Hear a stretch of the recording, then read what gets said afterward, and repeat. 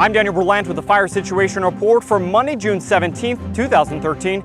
Coming to you from the city of Diamond Bar in Los Angeles County, where fire officials met today to discuss this year's fire season. We'll have more on that later.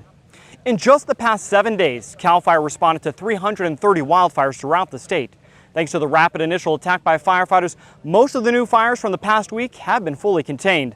But with the dry conditions, several were able to grow in size.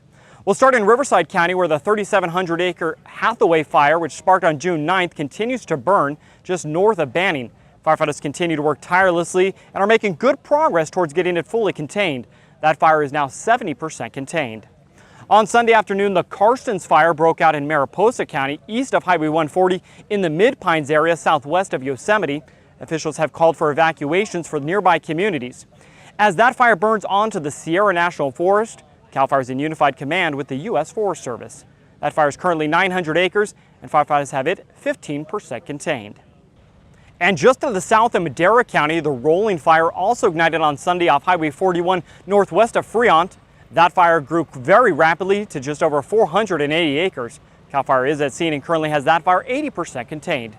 Now back out here in Diamond Bar, I'm joined by Deputy Director Andy McMurray. Chief, talk to us a little bit about the conditions we're seeing out there right now. Well, you know, the conditions are a result of a less than average rainfall for much of the state. So that dried things out much sooner than would have normally been. So as a result of that, we had to staff up all of our resources earlier. It's going to make for a longer fire season for most of our folks, and it's going to get a lot busier. How important is it for homeowners to be prepared now for fires that we're already seeing? Well, you know, the first thing we want is for people to prepare their homes, and to do that, they have to do the right thing at the right time.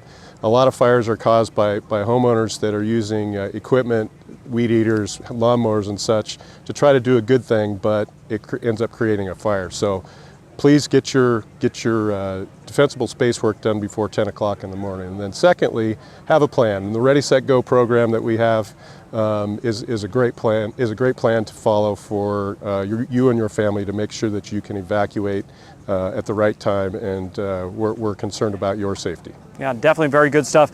Thank you very much, Chief, for being with us. Now, as Chief McMurray mentioned, weather conditions continue to play a major role in the increased fire activity that we've been seeing over this past year. Switching over to this week's fire weather headlines, California's in for another week of dry weather and windy conditions. This after a rash of red flag warnings last week. Now, a red flag warning is in place for parts of northeast California and much of the Sierra due to the gusty winds and low humidity. The Cascade Sierra Crest in particular will see some strong winds early in the week. And in Southern California, the Desert Passes are also forecast to see some high winds in combination with single-digit humidity, which will raise the fire danger in those areas significantly through Wednesday.